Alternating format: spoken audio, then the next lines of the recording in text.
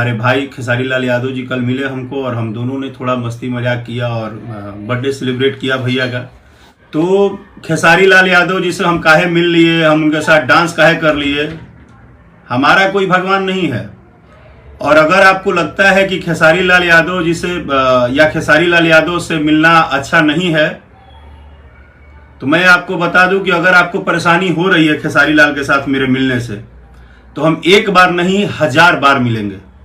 मैं ये लाइव में इसलिए ये बात बोल रहा हूं कि आप जितने भी लोग ग्रुपबाजी और सुरुखबाजी में आके ना मैसेज कर रहे हैं ना हमको पर्सनली, तो हमको किसी से कोई लेना देना नहीं होता है।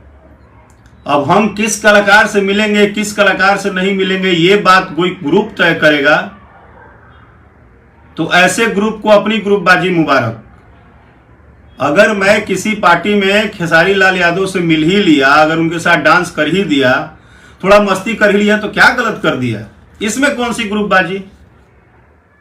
हमको जो भी मिलेगा जहां भी मिलेगा हम उसका मान सम्मान करेंगे ही। हमको नहीं पता है कि वो क्या करते हैं, क्या बोलते हैं, क्या नहीं बोलते हैं, उनका अपना पर्सनल लाइफ है। और किसी का ना किसी का कोई भाग्य नहीं लिखता है भाई। जिनके लिए आप ग्रुप बनाए ना उनका भी भाग्य ये करोड़ों सुनने वाले दर्शक ही लिखे हैं।